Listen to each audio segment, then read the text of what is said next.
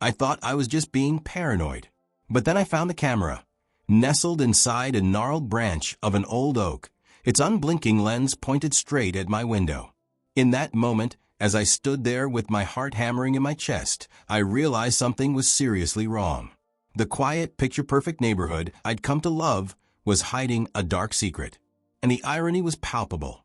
While everyone believed in the sanctity of their private lives, the very organization meant to protect our interests, the HOA, had betrayed our trust in the most invasive way imaginable. I moved here for the tranquility, the friendly smiles, and the promise of a peaceful retreat from the chaos of the city. I paid my dues on time, maintained my lawn with a meticulous hand, and made a conscious effort to keep to myself. But as the days turned into weeks, a series of inexplicable events began to unfold. At first, it was small things: a fine for leaving my trash bins out on a rainy night when I was nowhere near my home, a sudden notice about my porch light being on past an arbitrary hour, a light that I distinctly remembered turning off as I left for work. Then came the more unsettling accusations. My dog, who was enjoying a weekend getaway with my sister, was somehow notorious for disturbing the peace with incessant barking. Each oddity piled onto the next, until I started noticing a disturbing pattern. Late one evening, as I sat in front of my computer, I mulled over the string of fines that didn't add up. Neighbors, too, were reporting absurd infractions. A guy who was penalized for excessive grass growth during the dead of winter, another who was fined for noise complaints, even when he was miles away on a business trip. It was as if an invisible hand was selectively targeting those who dared to question the authority of the board.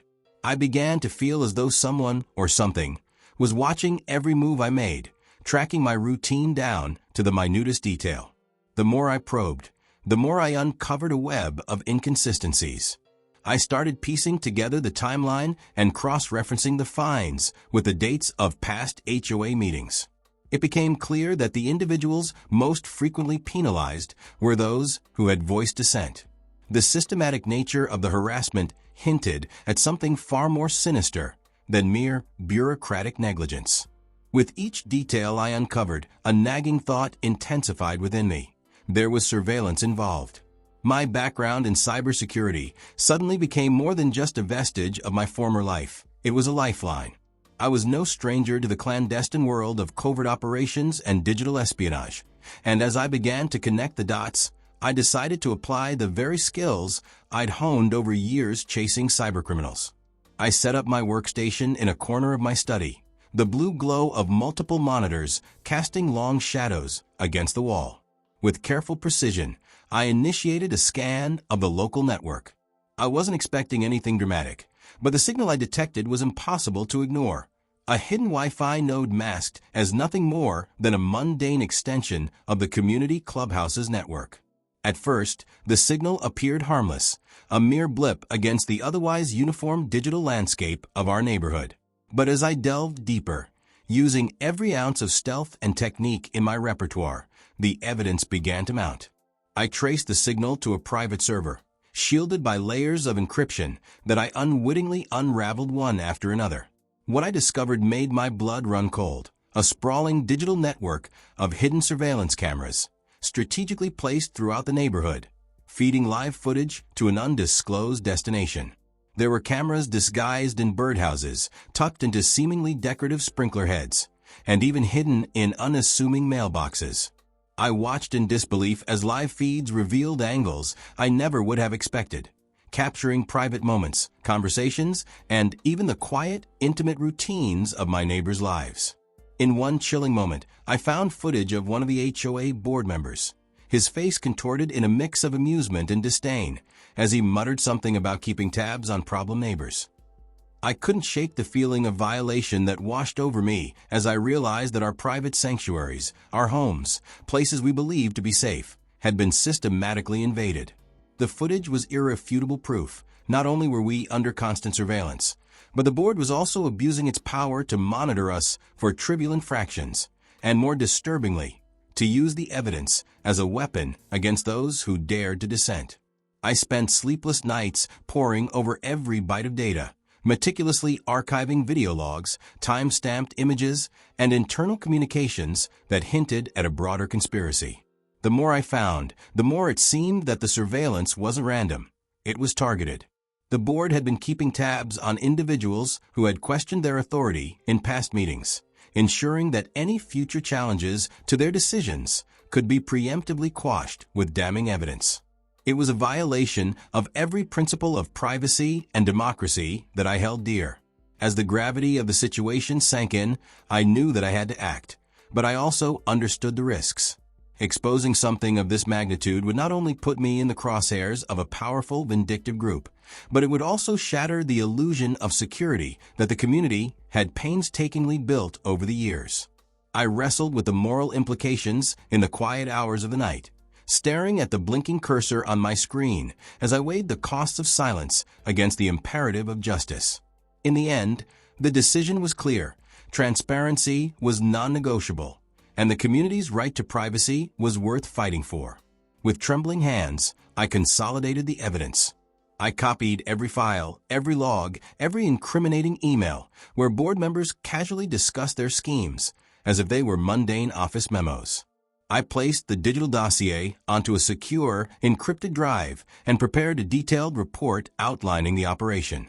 Every line of code, every timestamp, every fragment of metadata was linked and corroborated, forming an indisputable chain of evidence. I knew the digital world well enough to trust that the evidence, once out in the open, could not be easily erased or tampered with. The plan was set. One chilly autumn night, when the wind howled through the treetops and the streets lay empty under the pallid glow of streetlights, I executed the final phase of my plan. In absolute secrecy, I drove to a nondescript drop-off point near the local news station, a location I had scouted weeks in advance. Under the cover of darkness, I handed over the encrypted drive to an off-duty reporter who had come to trust word-of-mouth tips in a landscape where truth was increasingly obscured by corporate interests. The drive held the raw data and the edited compilation that would soon send shockwaves through our community. The moment after I left the drop-off, a maelstrom erupted. By the next morning, headlines screamed of hidden surveillance scandal in suburban Haven and HOA under fire for invasive tactics. The evidence was irrefutable, and the outrage was immediate. Neighbors, once divided by petty disputes, found themselves united against a common enemy. Protests sprang up outside the community center, with residents brandishing signs that read "Privacy is a right, not a privilege," and "No more spies in our lives." The local authorities had no choice but to launch an investigation, and within days, the towering edifice of the HOA's power began to crumble. I watched all of this unfold from a distance, my face obscured on a blurred live feed, as my role in the expose remained safely anonymous. The tension in the neighborhood was palpable. There was a mix of fear, betrayal, and a glimmer of hope, as people finally realized that they were not powerless. Emergency meetings were held, and soon enough, most of the board members resigned, replaced by officials who pledged transparency and community accountability. Lawsuits were filed, and the legal battle that followed promised to reshape not only our local government structures, but also the broader conversation about digital privacy in the modern age. Even as the storm of public fury and bureaucratic upheaval swirled around me, I couldn't shake the personal impact of what I had done.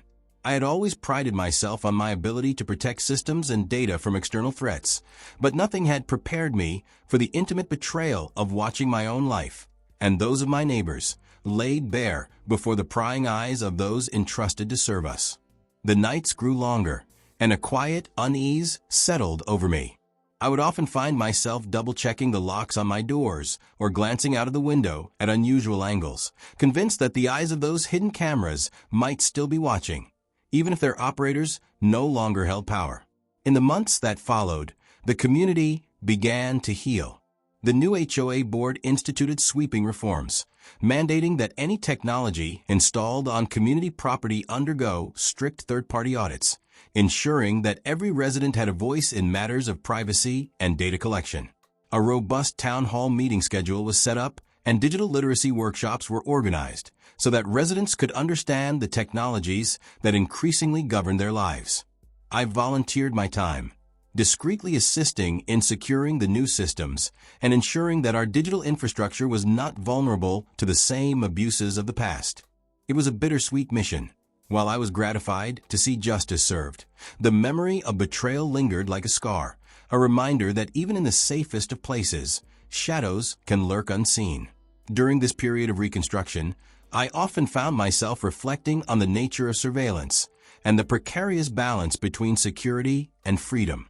I thought back to the countless nights spent poring over data, the adrenaline rush of discovering each new clue, and the quiet dread that accompanies the realization that privacy, once taken for granted, could be so easily subverted. It wasn't just a technical challenge, it was a deeply human one. The technology that once promised to connect us and empower us had been repurposed into a tool of control and domination.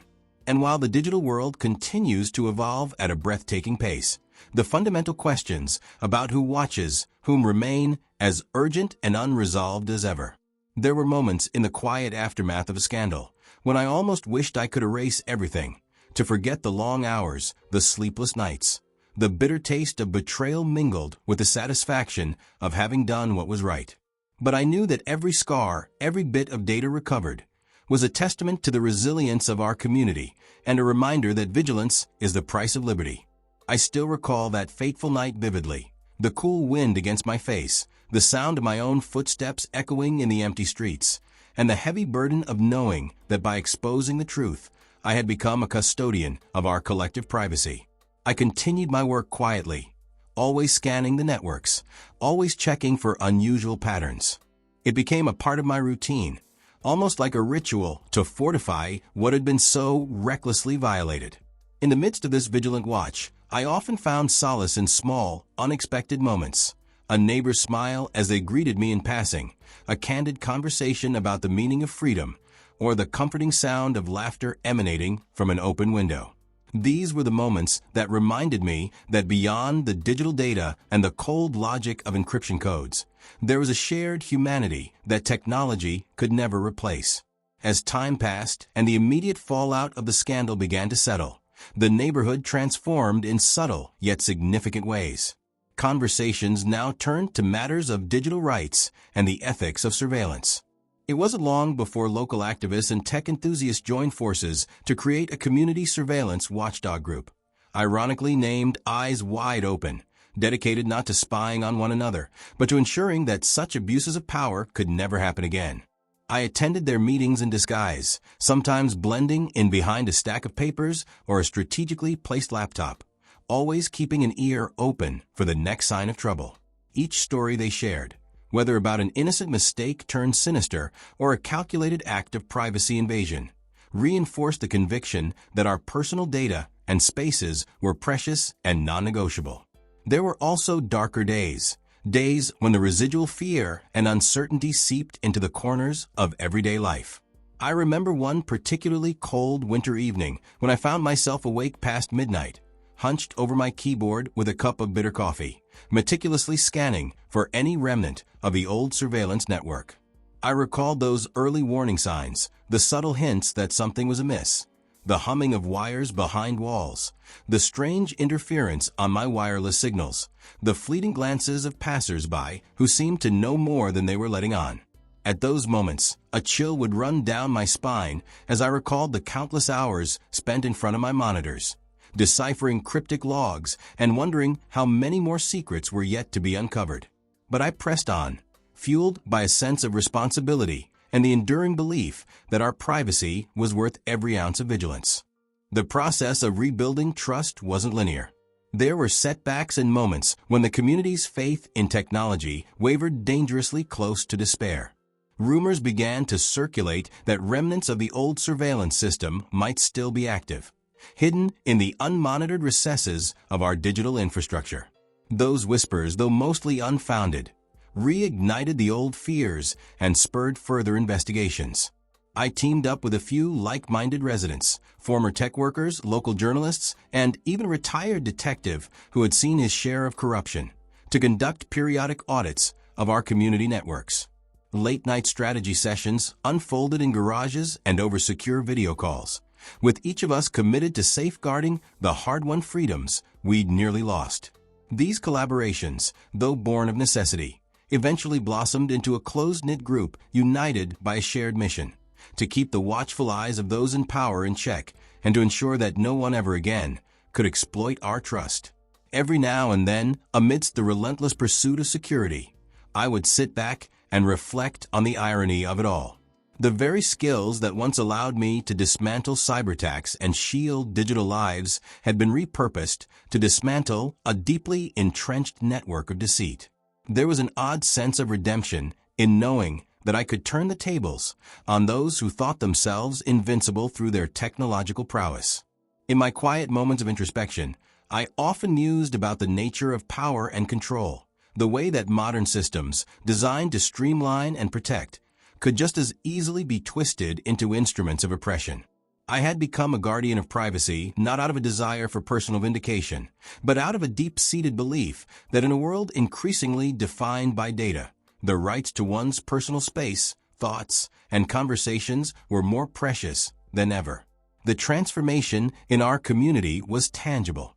Neighbors who had once regarded each other with suspicion now exchanged tips on digital safety and held informal workshops on everything from basic encryption to the risks of smart devices. The local library even hosted a series of lectures on cybersecurity, drawing crowds that I never thought possible in our sleepy suburb. Every step forward was a small victory, a piece of the puzzle that reminded us that although the scars of betrayal might never fully fade, they could at least serve as a stark warning for the future. Now, as I sit quietly in the warmth of my study on a crisp spring evening, the memory of those turbulent months still lingers in every shadow and reflection. I keep an extra set of eyes on my network, performing monthly scans with the precision of a seasoned veteran, not merely out of habit, but as an act of constant protection for the community. I've learned to trust my instincts, to listen to the unspoken signals that something isn't right, even if it means confronting uncomfortable truths about those we once called neighbors. The lessons learned are etched in every line of code I write, every subtle change I notice in our digital environment, and every conversation that turns to the importance of maintaining our privacy. I still recall that pivotal moment, the day I discovered the hidden camera, and how it shattered the comfortable illusion of safety. It was the spark that ignited a chain reaction, leading to long nights of quiet determination, a relentless pursuit of evidence, and ultimately, a revolution that restored our sense of control and dignity. I will forever be haunted by the images of secret footage and the somber faces of those betrayed, yet I also find solace in the resilience that emerged from the chaos. We rebuilt our trust in one another through transparency, accountability, and an unyielding commitment to protect what is sacrosanct in our lives. In the end, it is not just the digital systems that require constant vigilance. It is our hearts, our minds, and our collective willingness to stand up when injustice threatens to erode our freedom. I remain ever watchful, a silent guardian armed with nothing more than a keyboard and an unbreakable resolve, ready to confront the next challenge that looms in the shadowy intersection of technology and power. And if there is one lesson that this ordeal has taught me, it is this. When those in power decide to cross the line between authority and intrusion, they are met with an unyielding force, a community that refuses to be monitored, manipulated, or silenced. I was watching them. I continue to watch them. In every discreet digital scan, in every whispered conversation over encrypted channels, and in every determined step we take to secure our private lives, my vigilance remains a quiet reminder that our privacy is not a commodity to be traded away lightly. It is a right, a hard-won treasure that demands our constant protection. And so I stand, forever transformed by the knowledge that even in the quietest suburbs, the specter of surveillance can loom large, unless we choose, collectively, to reclaim our spaces and our futures. Every time I see the soft glow of a screen light in the dead of night or catch the reflection of a camera lens in the window of a neighbor's home, I am reminded that the fight is never truly over. The struggle for privacy in a digital age is a relentless battle, a battle where every byte of data, every piece of evidence, and every courageous act of defiance matters. In that ongoing war between obscured control and transparent freedom, I have learned one undeniable truth. Those who believe they can hide behind their authority, exploiting the latest technological tools to dominate our lives, underestimate the resolute spirit of a community determined to stand together. I have my copy of every piece of evidence securely stored away, a silent testament to what was, a warning for what could be, and a beacon of hope for what must always be fought for. My nights are filled with diligent checks and balances, my days with a renewed sense of purpose.